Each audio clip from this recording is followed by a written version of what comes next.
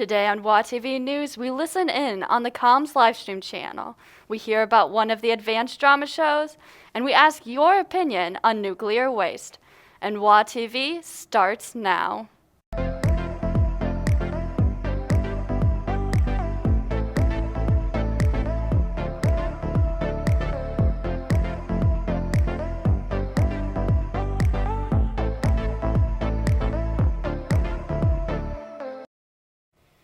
Good afternoon, Wheaton Academy. I'm Greta Gustafson, and welcome to our 9th episode of the semester and our 33rd of the year. Now that spring sports are in full swing, the livestream team has been working hard to broadcast home games. But what really goes on behind the scenes to put these videos together? To find out, Rachel Cobb lets us listen in on the livestream team's headsets. Ready, Mr. Jones? Taking Mr. Jones. Yeah, we're live. Ready, Wes, taking Wes. So you want me to like zoom in on a person? Yeah, I don't know. Video bumper is rolling. Okay. The glory of God is shining above us. Are you blind yet? Ready, Will, taking Will. Wes, can you get on our team, please? I don't have a team. What? I need sunglasses. I'm telling you, I got neon green sunglasses in my car. They might be brighter than the sun, not gonna lie. I think that was Will. Hey. Will, good job. Ready. Taking Jones, taking Jones. Ready, Will, taking Will. I feel like the fan's just like my best shot right now. Ready, Wes, taking Wes. And take 5 for a sec. Hockey cam. Here comes the sun. I was literally thinking of that song like 30 seconds ago. Stupid sun. It's alright. Great first half. You know that feeling you get when you lean back on your chair only on the back 2 legs and you feel like you're almost going to fall over but you don't? Sorry. Flying. Where's the soccer ball? On the field. Will, can you zoom in on that dog? Taking Will. Oh, he's so cute. Hello, people. Yeah, I can hear you. I am back. Sorry. Flying. Welcome back, Kenneth. Ready, Will? I believe I can fly. I'll just provide the beat for when you guys randomly sing. There we go. I'm a rockin' man. I'm really starting to run short here. It'll be so fun to live stream track meets. Yeah, Kenna, but you wouldn't be able to live stream No, it. I know. No, it's not like I'm gonna run with the camera. That would be weird. 100-meter sprinters POV. We've gotten the Oh, wow. so long. It's so small. Ever watch Dora? No, I've never watched Dora. Oh, that's how I study for Spanish, so. Your last one, Wes. Get ready. Taking Emma. Taking Emma, and we're just gonna stay with Emma while they're wrapping up. We did it, guys. Yeah, nice job. Woo! Thank you to everyone on the livestream team who has worked so hard to bring us these broadcasts. Another hardworking student is Osa Aroko, who has put in a lot of time to practice rap and beatboxing. Kenna Tolman talked to him to learn more about his music. I'm a goggle-wearing kid. Look at me go. Also, Rocco is one of the many talented musicians at Wheaton Academy. Although he is not in any of Wheaton Academy's music performance groups, he still makes music outside of Wheaton Academy by producing music and rapping. He shared with me how he started rapping. I didn't really learn per se how to rap, you know. I just listened to a lot of it, and then I just started thinking. Because, like, for me, it's like there's something that, like, in me that just, like, that pours out, you know? Not only is Osa a rapper, he is also a beatboxer. He says that right now beatboxing is just a hobby, but if an opportunity for a beatbox battle came up, he would take it. He shared more about his inspiration for beatboxing. I had a friend, he sent me a video of this guy, right? His name was Tom Thumb. And he, like, uses a loop station and he makes, like, all these songs and whatnot from just, like, the sounds that he makes from his throat. Then I was like, that is so cool. I'm like, I want to be just like that. So I started listening and watching a lot of different beatboxers. Like, my favorite type of ones are the ones that are like, they sing as they beatbox. Like, there's this one guy, his name is Codfish, and he won the, I think, Grand Beatbox Battles. Again, it's one of those things where it's not me really learning. It's just, I looked up a couple things and I just copied what they did. You can support Osa by streaming his music on SoundCloud and Spotify. He releases his music under the name Young Volcano. You can also find his music through the link in his Instagram bio at Apocalypse. From WATv News, I'm Kenna Tolman. Back to you at the desk. It is so interesting to learn more about the talented students at our school. Each student is so unique, and it even shows in their choice of shoes.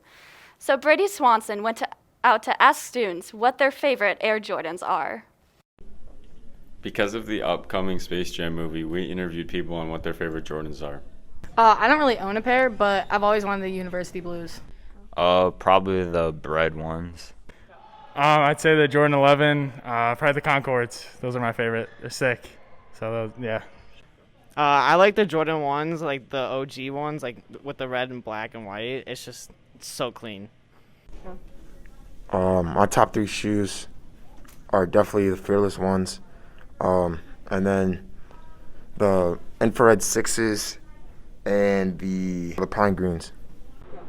My favorite Jordans are the Air Jordan 1 Blue Chills because they're the color of my nails. My favorite Air Jordan is probably the Air Jordan 12 Flu Games. They got an iconic meaning if you're a basketball fan, so they're probably my favorite. Okay, so my favorite Jordans are the Jordan 1s, the navy, like the silver Nike symbol. Pretty fly. Probably the Jordan 1 Rookie of the Year. I just like the colorway. Yeah, my favorite pairs of J's are definitely 4s. They're like the most basic, they're comfortable, but they also got a little bit of swag to them, you know. That's how I like it. Air Jordans have such a variety of shoes for people to choose from, which match their needs for comfort and design. Now for a weekly community scoop, I'll send it over to Mr. Thornton. Thank you, Greta, and good afternoon, Wheaton Academy. For this week's version of the Community Scoop, I have one announcement, but first a word of encouragement. Today is day 140 of in-person learning. We are almost at the finish line, but not quite there yet. Still about 6 weeks of learning until the summer. And I've had people coming in and out of my office just expressing how tired, how worn out they are, students and teachers alike. And I'm comparing the month of April to the third lap of a 4-lap mile. If you've ever run a mile around a track before, you know that third lap is the toughest. And I think we're right at the end of the third lap right now as a school community. My encouragement to you is to keep showing up, keep pressing forward. We're almost to the month of May. The finish line is almost in sight. And every day is a great opportunity to connect with people, to learn, to grow, even if you're feeling emotionally thin and worn down right now. I see you, Wheaton Academy, and I just want to encourage you to keep pressing on. The one announcement that I have for us is just for a general school community. During lunchtime, we need to tighten up our practice and behavior, especially in the work of cleaning up after ourselves. Please be mindful of the fact that when you're eating in someone else's classroom, you're eating in someone else's classroom and learning space. Be mindful of the mess that you are making, and please be responsible to clean up that mess once you are done. One other announcement too about lunch. We're going to shut down the library as a place where you can eat lunch. And so if that affects you directly, my apologies. We're starting to use the library more as a meeting and community space after school for some events. And that means that we need that space kept in kind of tip-top shape. So the library is no longer a spot that can be used to eat.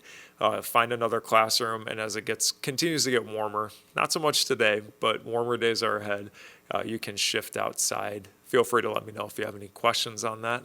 Otherwise, I'm going to throw it back to the desk. Have a great afternoon, Wheaton Academy. We'll see you later. Thank you, Mr. Thornton. Chapel has always been an important part of Wheaton Academy, but it has looked different this year due to COVID restrictions. However, chapels have recently changed. Rachel Cobb brings us more about the decisions for chapel and how it has changed the experience for students watching. Starting at the end of March, WA has been able to host more students in person for chapel. Instead of just a few students, now an entire class can be in person to watch chapel, rotating through seniors, juniors, sophomores, and freshmen every chapel. However, getting to this point has not been an easy task. We asked Mr. Hogan about some of the challenges of chapel this year. Chapel's kind of presented some interesting challenges this year. Obviously, with us having to distance, just the energy of Chapel. It's been hard. It's difficult to replicate something that that we've always known with 700 of us in the room. Mr. Hogan remains optimistic about where Chapel will go for the rest of this year as well as next. I'm just hopeful that we'll have a strong finish. We've got some great speakers, some great student presentations that are coming up. We talked to some students to get their perspective on how Chapel has been for them this year. Being in Chapel is a lot better than watching online, just because I feel like you get more of the experience when you're in Chapel, especially with worship. It's a lot harder to do it in a classroom. The way that Chapel has kind of changed for me this year is, obviously it's very different, and not getting to worship in person as much has been kind of a challenge for me. But I'm really, really excited that we get to be back in person with other people and our classmates especially. Chapel is always a highlight from so many students' experiences here, and an extra special thank you to the people who have made it possible to still have Chapel this year, despite so many complications. From WAtv News, I'm Rachel Cobb. Back to you at the desk. It's so exciting that more students can experience Chapel in person in the Fine Arts Center. There are even more events coming to the Fine Arts Center, as the advanced drama students are looking forward to performing their show later this spring. Osa Rocco brings us more about their show, Much Ado About Nothing. Don Pedro is approaching! The advanced drama show's production, named Much Ado About Nothing, is a comedic Shakespearean tale. The title itself is even a play on words where nothing means gossip, which is often referred to as nothing when someone is caught talking about the said gossip. The class has an interesting way of deciding what play they will perform. Every student presents an idea, and when chosen, the students then will decide on the cast. This year, Morgan Mee presented the idea and had her idea chosen. We have a class of 17 people, so there aren't a lot of big plays with that many people in it, but also Much Ado About Nothing. And it's a really good show about forgiveness and just love when you don't really feel like you have the potential to love. Shakespeare is a confusing oftentimes, but this play is a comedy and will be relatively easy to follow in contrast to many other Shakespearean plays. When I found out we were doing Shakespeare initially, it's kind of scary because when you hear Shakespeare, everybody freaks out a little bit, but the lines are not hard to understand. And out of all of the Shakespeare plays, this one is very easy to know what's happening. The show is from May 6th to May 8th and will be performed in the FAC Live. If you want to see Evan Shelton run around the stage yelling, "I'm a juicy idiot," you should 100% come see Much Ado About Nothing. The trailer for the show is currently in the works, but will be released soon. From WATv, this is Osa Rocco and photographer Tegan Allison. Much Ado About Nothing is certainly a performance to look forward to. Now, Osa has the weather report to give us the forecast for the week. Hello, I'm Osa Rocco, here to bring you guys the weather. As you can see, the cold front of snow is right now currently just in Missouri and Kansas and in that area, and a little bit might touch Chicago as time progresses. Well, for the 5-day forecast, today there might be a little bit of snow or like a rain-snow mix, and it'll be 42 degrees. And then the next change won't really happen until Saturday when it goes back up to 59 and it has slight morning showers. The rest of it, more or less, is odd. So the sunset is now at 7:39 p.m., so it's a little bit later than it's been. The freeze warning over the next 2 nights, so make sure to stay warm because it's going to get a little bit colder. And there's still hope for next week as it will go back up to 77 next Tuesday. Back to you at the desk, Greta. Thanks, Osa. It doesn't sound pleasant for our outdoor spring sports. And speaking of which, our athletic department has had their hands full in coordinating overlapping sports with both the spring and summer sports competing. Before the spring season ends at the end of the week, we want to give Mr. Byrne a huge shout out for all the work he has done this year in dealing with all the changes. The boys soccer beat St. Francis 2-0 on Saturday afternoon, and in doing so claimed the conference title. They finished their season with a record of 12-3-1. Congrats, guys. The Warrior football team took their record to 4-1 with a win over Riverside Brookfield, 30-20 on Friday night. They currently sit at 4 wins and only 1 loss. Girls volleyball is currently 1-7 on the season and finish up their shortened season this week. They have home matches on Thursday, Friday, and Saturday. All of those games are streamed to the Athletic YouTube channel found with a link on their schedule. The girls soccer team split their first 2 games in the Pepsi Showdown this past weekend. Both Kelly Bickhardt and Eva D'Souza had 2 goals over the past 2 games. The boys' tennis team competed in the WE North Tennis Squad on Saturday. The team finished in second place, and Jacob Williams and David Hill both posted 3 wins in the tournament. Softball won't start up games until next week, but they are running a special home run derby event. Any Wheaton Academy student is invited to attend and participate. The event runs from 5:30 to 7:30 this Thursday evening, with prizes given to the top hitters. The Shack has narrowed down the graphic design options for the truck, and it is now your turn to vote for all of these. The QR code that we will provide can also be found in the hallways and on the front of the Shack truck found in the front of the school. Here are the finalists. Option A, Option B, Option C, Option D, and Option E. Pause this video here if you want to take a picture of the QR code. But again, this code will be available all around school. Finally, Japan announced plans to dump over 1 million tons of contaminated nuclear wastewater into the ocean, facing concerns over storage issues. There are opinions on both sides of the matter. Catherine Yu and Tyler Abrams went around to get Wheaton Academy responses. I think it's definitely problematic. It's probably messed up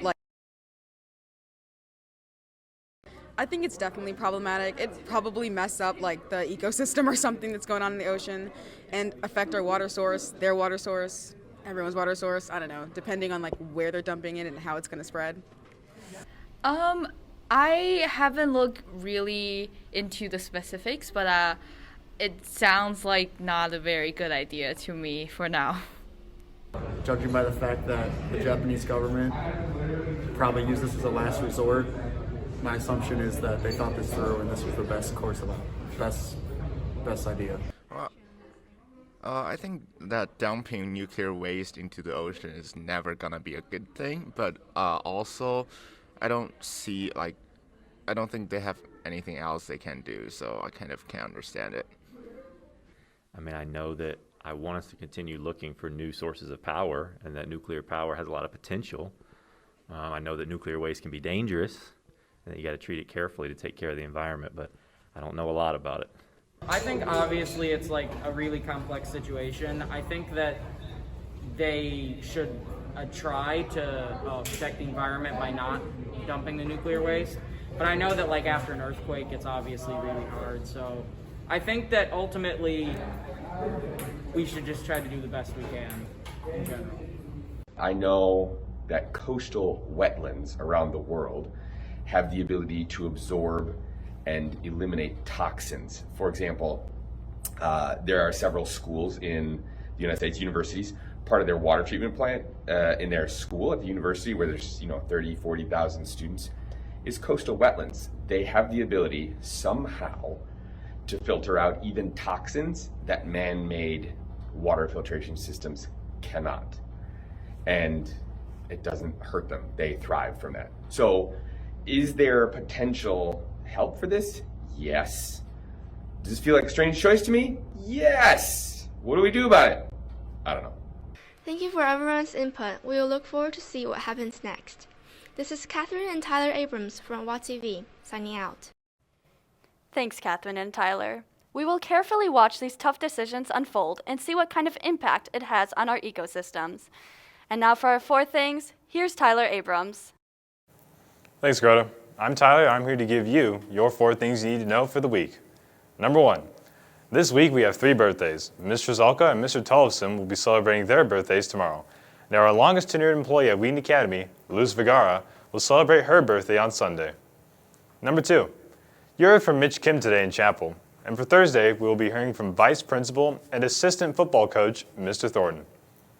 Number 3. The faculty and staff will have an appreciation luncheon this Friday in the afternoon.